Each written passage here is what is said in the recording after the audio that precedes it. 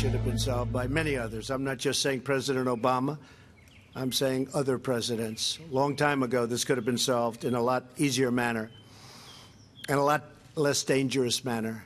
But it wasn't, so I'll solve it.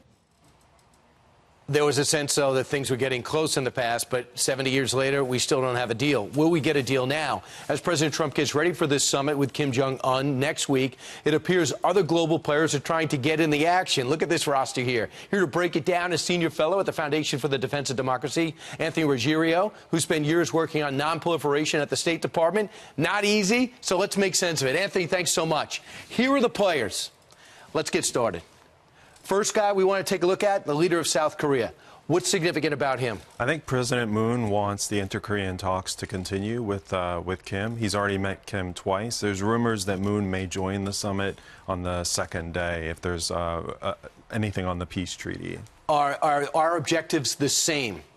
I think for the most part, although Moon wants the inter-Korean summit in the worst way, so he may force Trump to try and get a bad deal. And this was the whole deal he had. He's considered more liberal. He replaced a conservative, got herself in some trouble. Now, Japan, Shinzo Abe just left. What does he want? I think the two things he wants is missile deal and on abductees. To remove all?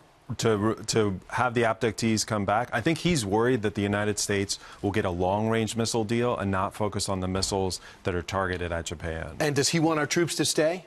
Yes, definitely. 38,000 over in South Korea. Yeah, those are in South Korea, but there are troops in Japan as well, including an aircraft carrier. China, what do they want? Because this is their ally. They want to keep it communist. I think overall the Chinese want the United States out of East Asia, but they also want to reduce Trump's leverage in the talks. They don't care if North Korea. How would it reduce? How does Trump's leverage get reduced in the talks? They are allowing the sanctions against North Korea to be loosened by China, which is the significant over the trading last couple partner. of months. Over the last couple of months. Right, but we have 300 sanctions ready to go. A lot of them are on Chinese companies. The president mentioned that yesterday. Now, out of nowhere, Lavrov goes to visit. Vladimir Putin promises a summit. What does he want? Yeah, I mean, the Russians have been the biggest sanction busters, even in the era of maximum pressure. And they want to play a spoiler role, really.